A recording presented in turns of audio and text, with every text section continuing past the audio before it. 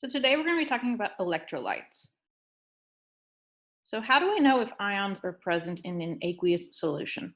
So if you recall, ions are charged particles that have lost or gained electrons. We know that an aqueous solution contains ions if the solution can conduct electricity. So water by itself is not a very good conductor. Instead, the ions that it can dissolve are great conductors. So water is not really a great conductor until you dissolve something into it, like salt.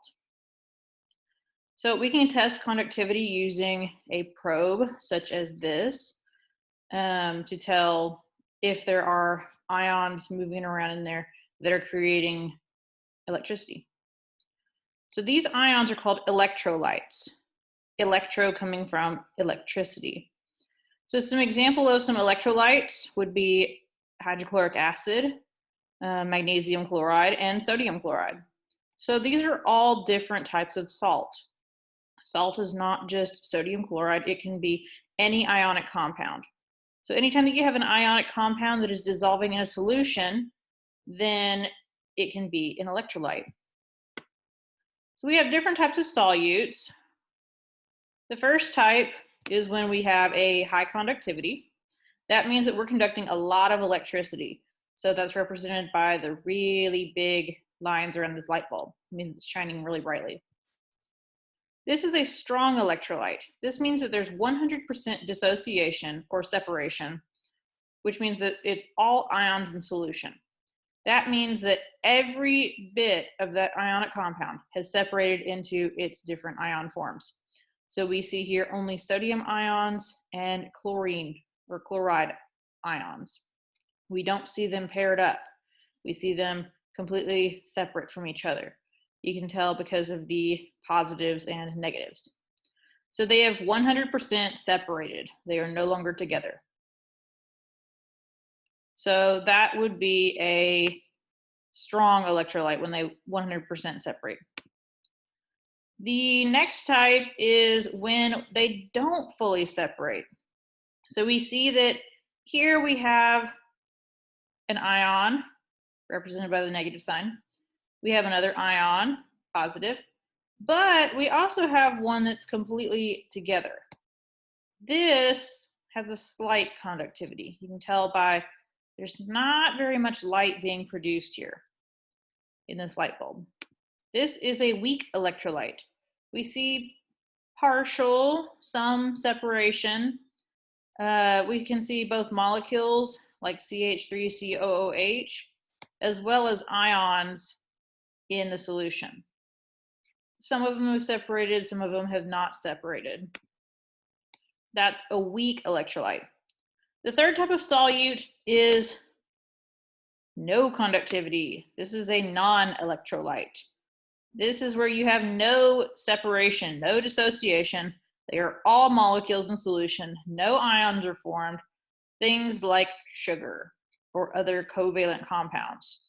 Covalent compounds do not usually separate into ions under normal circumstances.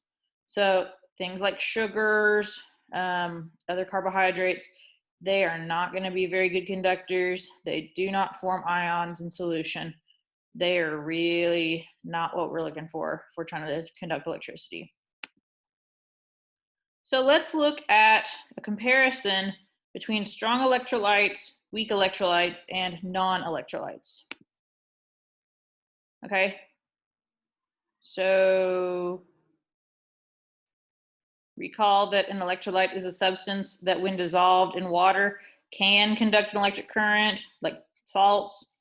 A non-electrolyte is a substance when dissolved in water, it cannot conduct an electric current, such as sugar. All right, so water is the solvent in both cases. With a salt or ionic solids, they're broken apart into ions. It's able to light the light bulb.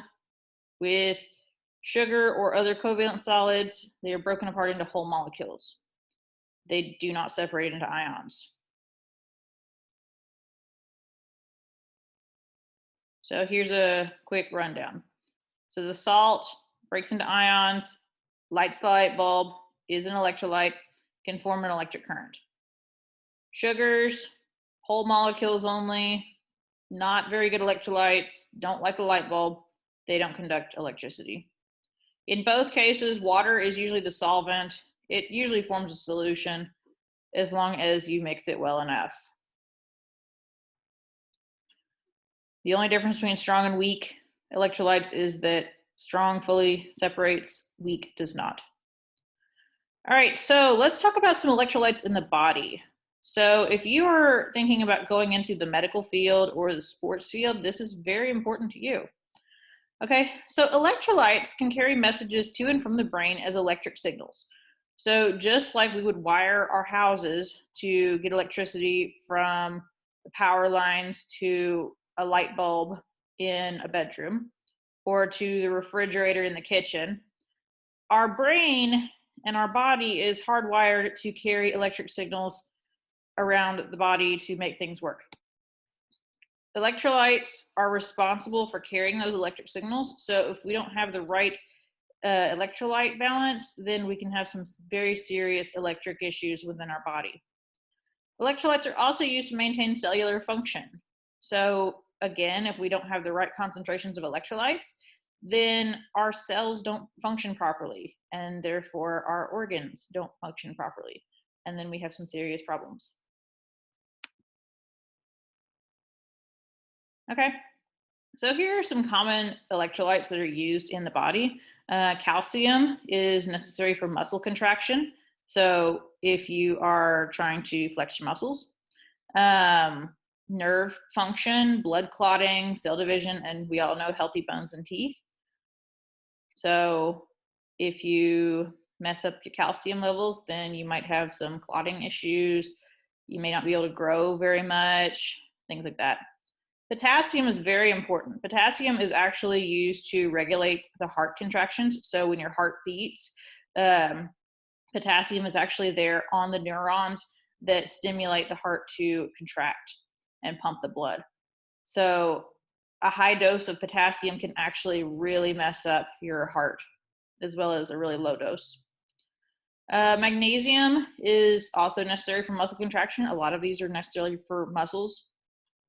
Heart rhythm, bone strength, generating energy, building protein. Sodium, we all know sodium. We have to watch that if we're looking at for high blood pressure. But also it just helps to maintain the fluid balance in your body. That's what causes the high blood pressure, is when you get too much sodium. You have to compensate with extra water. When you have to compensate with extra water, then you have a little bit too much of your fluids in your body, and your body's not really designed for that. Chloride has also helped to maintain fluid balance. So electrolyte imbalances can cause a lot of serious issues, mental problems. So it can cause anxiety, sleeping issues, irritability, confusion, dizziness, and much more. When I went to the doctor last month, we discussed some of the migraines that I've been having, and the doctor actually suggested to take some magnesium supplements. And happy to say they have actually been helping. So they can cause headaches if you don't have the right amount of electrolytes. It can also change your heartbeat, which is really serious depending on your physiology. Muscle spasms. If you are an athlete, you know that cramps and muscle spasms are excruciatingly painful. So that's why you have to make sure that you stay very well hydrated on the playing field. Bone pain. So if you don't have the right electrolytes, then your joints and your bones can hurt. I am a testament to that. I have rheumatoid arthritis. Everything hurts. And then finally, dehydration. This is especially bad if you are sick. So a lot of the times, if you have an illness such as diarrhea, vomiting, something that's preventing you from eating properly, you'll get dehydrated. And then the dehydration and imbalance of electrolytes can actually go hand in hand with each other. One can cause the other, and that can lead to some of the other serious issues. So that's why a lot of the drinks that they tell you to take whenever you're sick, like sports drinks, Pedialyte, all those, they're meant to rehydrate you as well as restore that balance of electrolytes.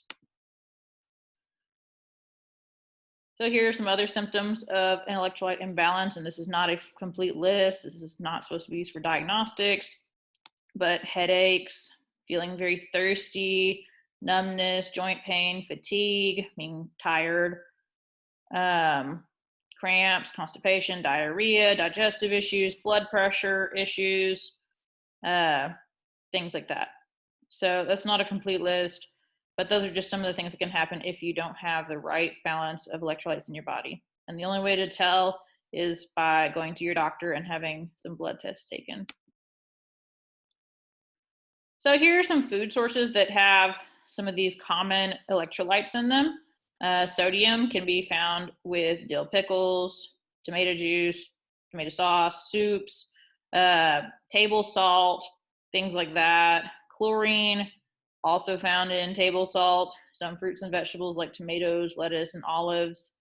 Magnesium can be found in halibut, pumpkin seeds, and spinach. Spinach is also a really good source of iron. Potassium can be found in potatoes if you keep the skin on there. If you don't, like if you peel your potatoes, then you don't get that potassium in there. Plain yogurt, bananas are a really good source of potassium. Calcium, we know, can be found in dairy, collard greens, spinach, kale, sardines, things like that. So let's review the different ways that you can make a solute dissolve faster.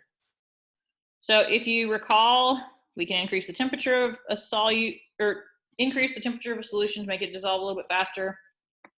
That just gets the energy going, gets the particles moving around a little bit faster. We can crush or use smaller size particles. That just helps things to break apart faster. And we can also stir the solutions, which also just makes the particles move around with each other a little bit more.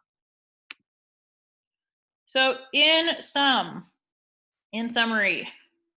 water is a great solvent because of its polarity. We can use the rule like dissolves like for solubility. So if it's polar, it'll dissolve polar substances. If it's nonpolar, it'll dissolve nonpolar substances. Electrolytes, which we discussed in this video, are when ions dissolve in solution.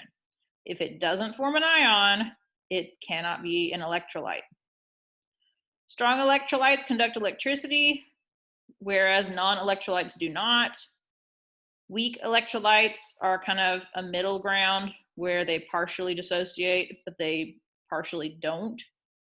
And then finally, electrolytes are vital for proper body function. Without them, we have some serious health issues that can be corrected maybe as simply as taking a vitamin supplement. However, you need to ask your doctor before you do that.